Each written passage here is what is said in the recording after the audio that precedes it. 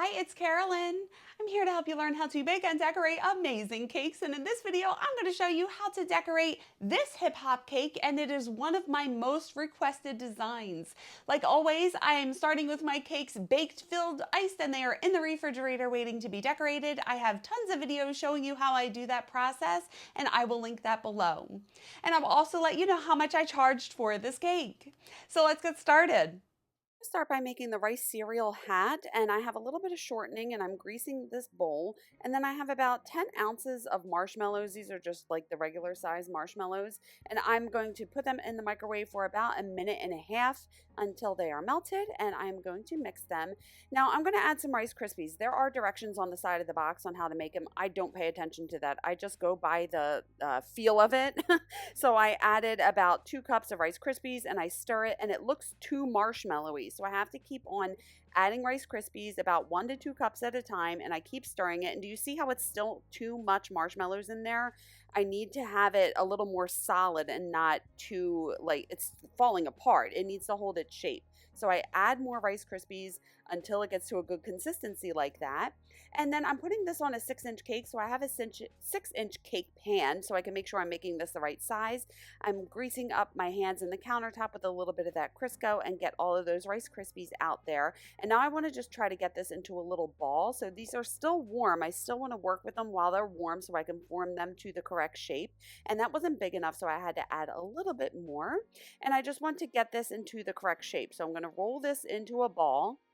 And I'm trying to roll it out where it's flat on the bottom and then it's kind of rounded on the top and rolled out a little tall. So it's about 6 inches tall or something like that. I put it on the cake pan to make sure it's going to be the right size, and I'm just rounding the top. And then I'm getting some cornstarch down on that cutting board just to set that aside at room temperature overnight to dry really hard. Then I got that cake out of the refrigerator. The icing is cold and hard. I'm measuring how the circumference of it and how tall it is so I can make sure I roll out this fondant long enough. So I have this gray fondant, and it has this gum tex powder, Tylose powder, CMC powder. It's all basically the same thing.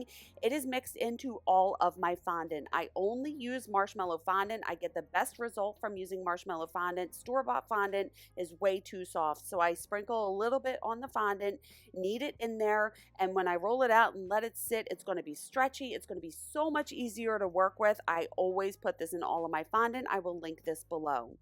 So now I'm going to roll this out really long. It needs to wrap around that cake that I just measured. So I'm going to flatten it out, get down some cornstarch, and I'm going to roll it tall before I roll it really long. And I want to make sure it was as tall as it was. I think it was like 5 inches it had to be, and then 25 inches long. So I just need to measure it and make sure it's long enough, and it is. And then I'm taking my fondant smoother and just smoothing out any bubbles that may have formed. Cut a straight edge on the bottom, and it has to be 5 inches tall. So I'm taking my ruler, I'm putting the 5-inch mark down at that straight edge, and I'm just creating a little dotted line with my pizza cutter. That way I can connect the dots and cut that exactly 5 inches tall. And then I'm going to use my rulers and just straighten that out. I got my cake out of the refrigerator. Again, that icing is cold and hard. I have some piping gel. I'm getting some piping gel all along the side of the cake, and then I'm diluting it with a little bit of water. So I dip that paintbrush in some water, and I'm just diluting that. And I'm going to take a paper towel and just clean the cake board so the fondant doesn't stick to it. Then I'm going to find the front of the cake. The front is always the most symmetrical, and I'm just going to point a little arrow there. And I'm rolling that fondant up from one end to the other, making sure the bottom part is completely lined up. And then I'm wrapping it around the cake. Do you see how I'm doing it? This way air bubbles will not form behind that fondant. And then I'm going to put a straight edge ruler on there and cut between both pieces, and then remove that back piece and press the seam together. Now I just want to really press the fondant on there, and I'm making sure that it is meeting the top of the cake so I can slide it up and down just to make sure it is perfectly level with the height of the cake. And then I just want to take like a paintbrush or a dry paintbrush or something and just get rid of that excess cornstarch on the fondant and the cake board. And I'm just using a fondant smoother to make sure everything is nice and perfect and vertical. And then I need to measure my lines for the brick. Now I have a video where I go into detail on how I make this, and I will link it below, but it requires a little bit of math. It's about 5 inches tall, and I needed 4 rows on here. So I had to divide 5 by 4, you know, and see how tall each row had to be. And that's how I am measuring these out. So again, that is explained in that other video that I made, and I will link it below. Now I have this Dresden tool, and there's a curved end to it. I don't want to use the sharp end because I'm going to poke a hole in the fondant. But do you see I'm just holding that horizontal and basically turning the turntable with my left hand and just connecting those lines with my right hand. So I'm doing that for all 4 of these rows. And then after I have that done, I'm going to go over it again and just deepen that detail. Now I have this ribbon cutter, and I want to make sure I make the bricks an equal distance. So I'm just using that as a guide and just making little marks in the fondant. So do you see how bricks are stacked? Like, they're not stacked exactly on top of each other, they're staggered. So I need to make these lines in the right position. I'm just using the left line as a guide for the right line and just going the whole way around the cake.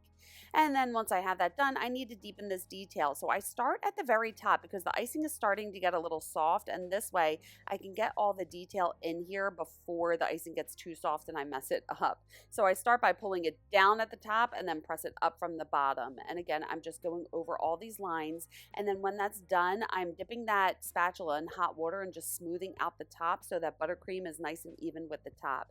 And now I can continue with the rest of these lines. So do you see how I'm going down and then coming up? Because I don't want to distort those horizontal rows that I made. And I'm just doing that for the entire cake.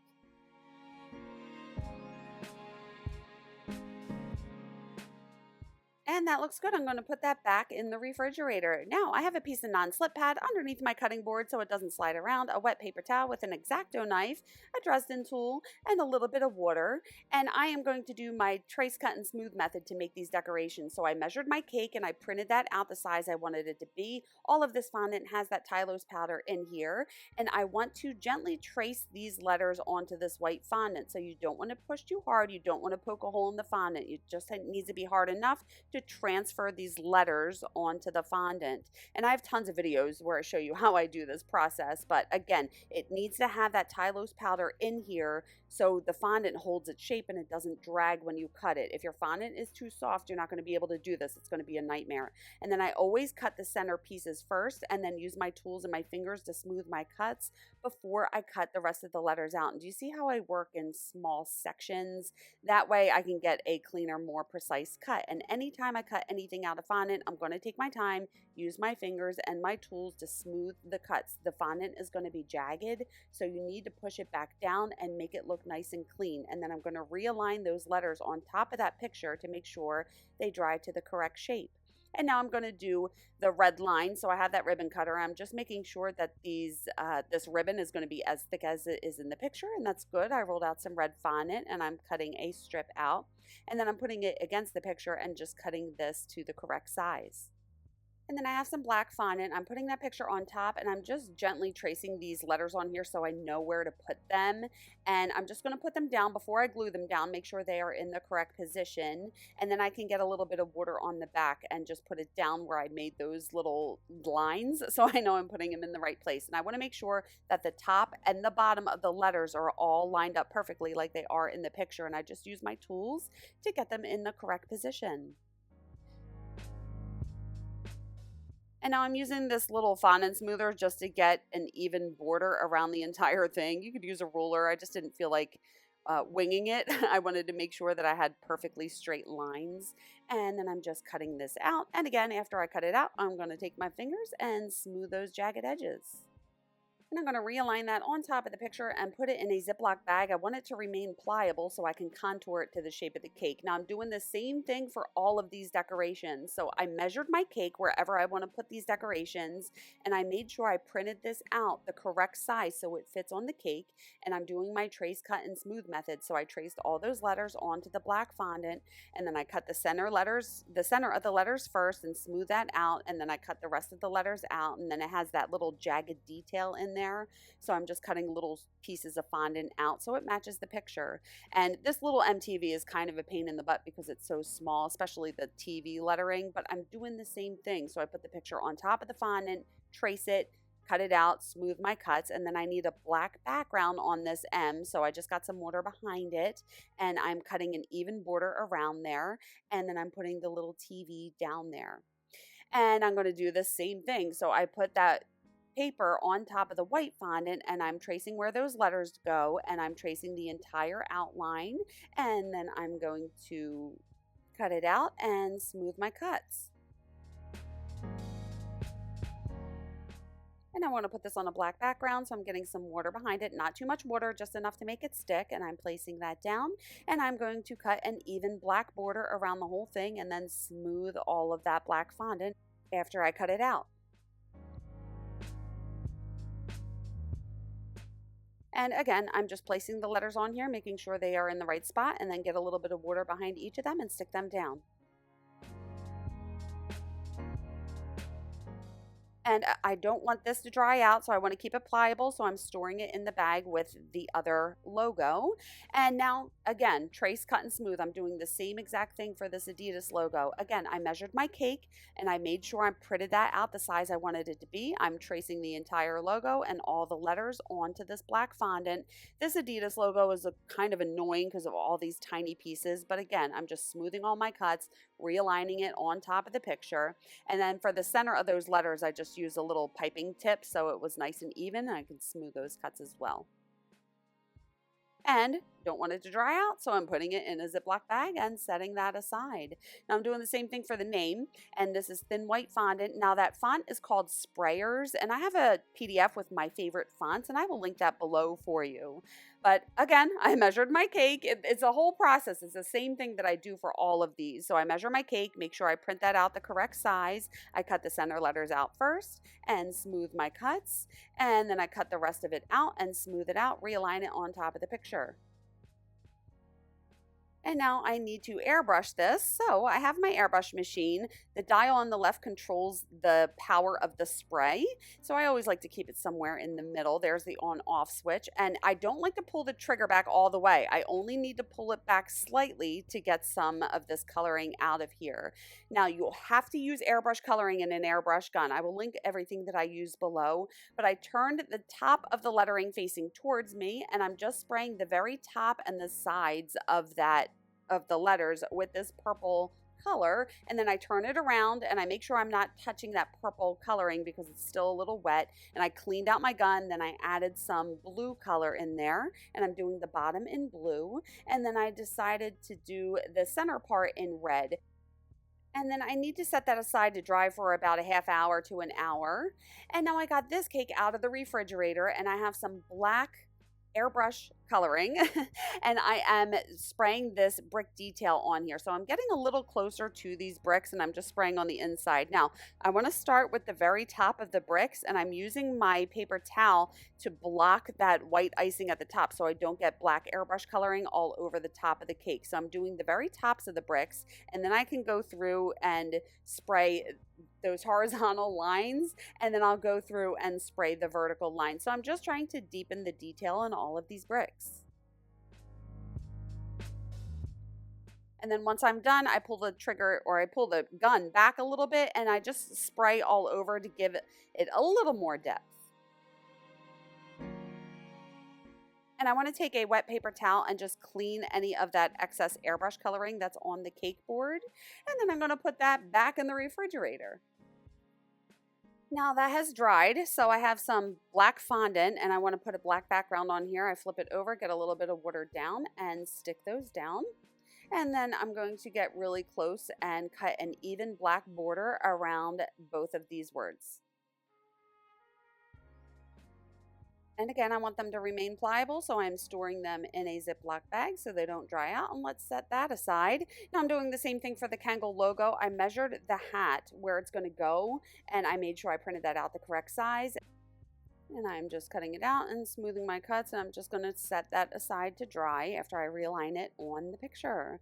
And I'm going to do the same thing for the number, so I just trace this on here, cut it out, smooth my cuts. I hope you guys aren't getting bored. It's kind of boring because it's a tedious, repetitive process, but it's how I make all my decorations.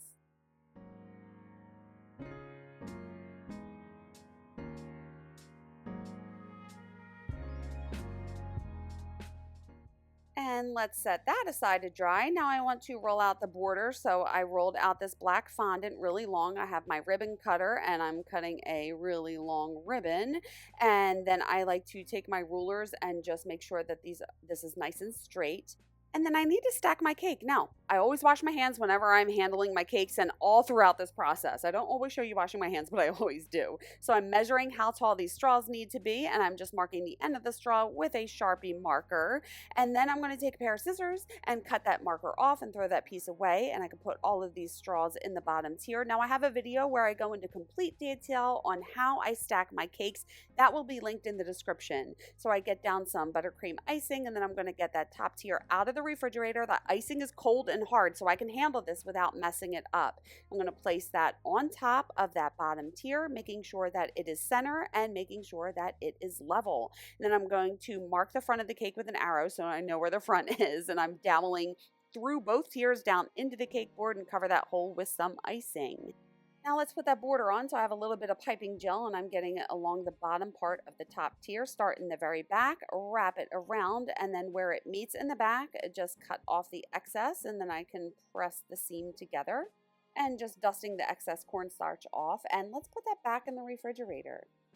Now let's cover the hat. So that has been sitting out probably for about 2 days and it is really hard right now. So I'm pressing it against the countertop just to smooth out all of those like jagged bumps that are in there. And then I'm getting some icing on here. Again, my hands are clean when I'm doing this process and I'm spreading a thin layer of buttercream icing on the whole thing. And then I'm dipping my hand under some warm water and using my hand to smooth this all out. I've just found that using your hand is the easiest way to do this. And you don't want too much icing, just enough to make it sticky so when I cover it with fondant, it'll stick to the hat. So I'm rolling this black fondant out pretty thin, about 1/4 inch thick.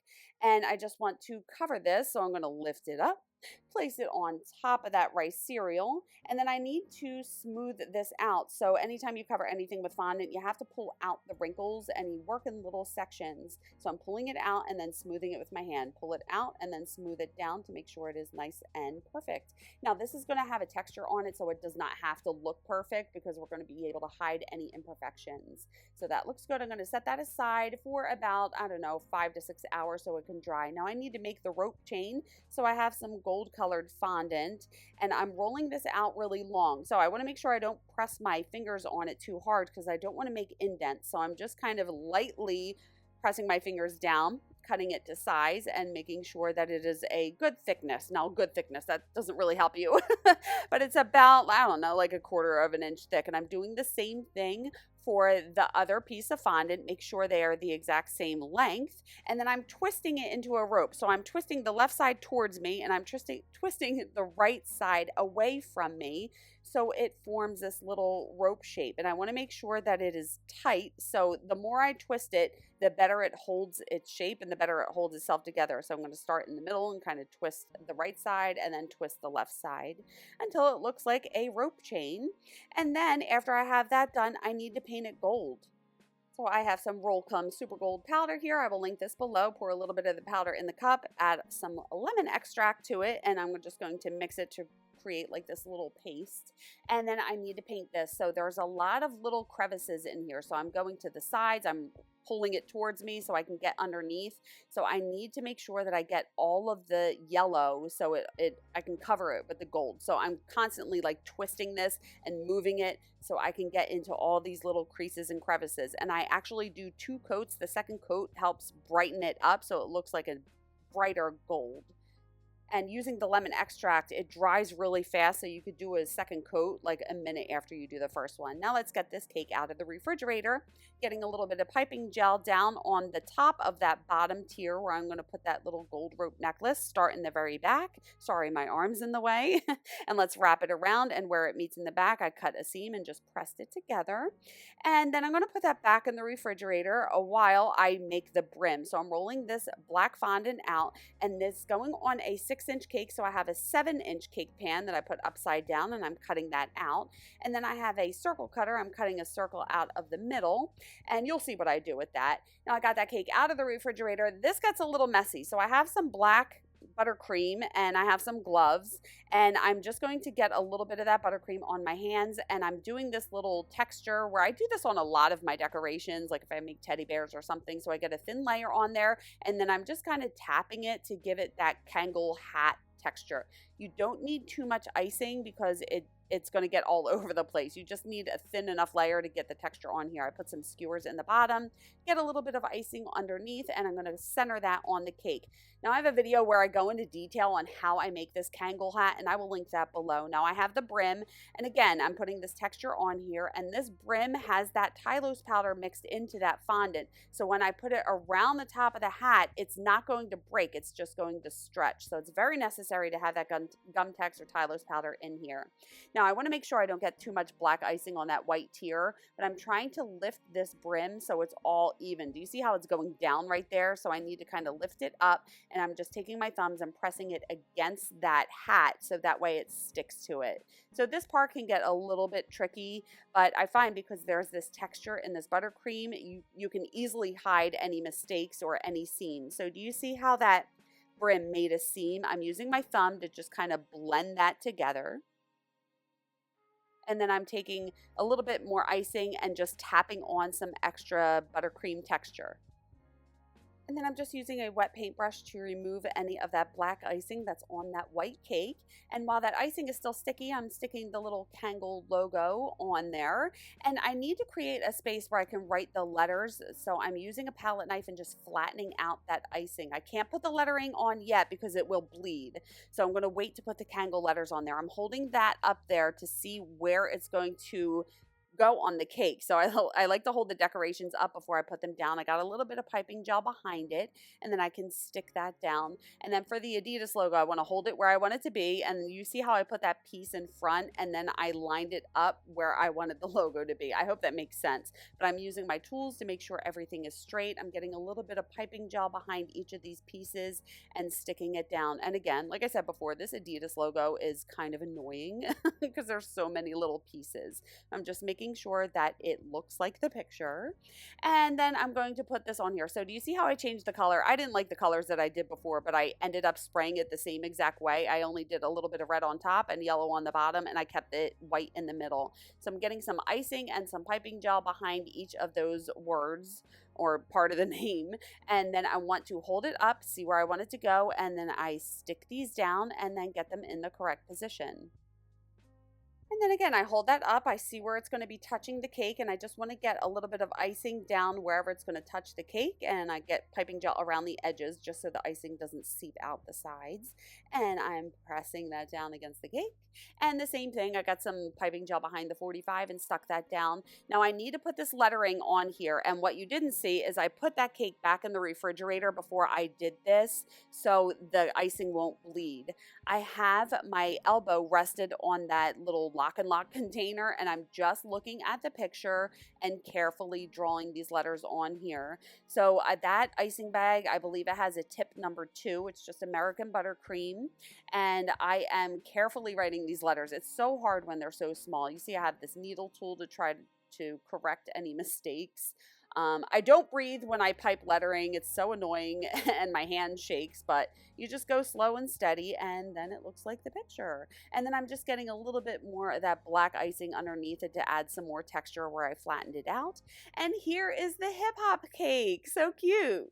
So there you go. How awesome is this cake? I just love this design so much, and that's why I guess I've done it so many times because everyone seems to love it as well. Now she did want this brick to be gray, which I don't really love. I like the brick to be red, and I have done this cake so many times. There's so many different variations of this cake that I've made, but I think all of the times the brick has been red. Now I have videos showing you how I basically go into detail on how I do all of these decorations on the cake, how I do the gold chain. I did it a little differently in this one. I did the rope chain, but I have a gold chain tutorial, a Kangol hat tutorial. I have 2 fondant brick wall tutorials, so it depends if you want to have like the grout, the white grout in the middle, or just do it the way that I did it in this video. And I also have a video showing you how to make the graffiti name. So I will link all of those separate videos in the description in case you want to go into more detail on how I did these designs. Now this cake on the inside, the top tier is a 2-layer torted 6-inch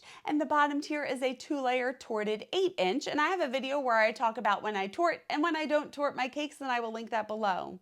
It feeds about 35 to 40 people. And how much did I charge? This one was $450. I could probably charge about $500 for this one. So I think that's it. What new techniques did you learn in this video? I would love to know. Leave it in the comments below. And just a reminder, I have a bunch of ebooks available with all of my recipes. I have my best scratch pound cake recipes, my favorite doctored cake mix recipes, and all of the buttercream icing filling recipes that I use, along with my favorite numbers and my favorite fonts PDFs. So all of those will be linked below. And I also have a Cake Academy membership program, and in that program the top 2 tiers have access to my exclusive Facebook group, and in that group I go live. I do tutorials on 2-dimensional fondant figures and buttercream and how to make your fondant the right consistency. We do cake critiques. We talk about pricing. I release my YouTube content early. I post all of the cakes that I make and how much I charge, and we are having so much fun in this group. It is a bunch of wonderful, supportive, happy people, and I would love to have you aboard. I will link the information in the description. Please like this video if you liked it, and if you're enjoying my tutorials, I would be so grateful if you could buy me a coffee. My link is down below. And I would love it if you would keep in touch on socials, and you can check out my website. And if you want to stick around, you can watch this video next, and hit subscribe and the bell if you haven't already. Thank you so much for watching. I love you guys, and remember, it's cake, have fun. I will see you on the next one. Bye.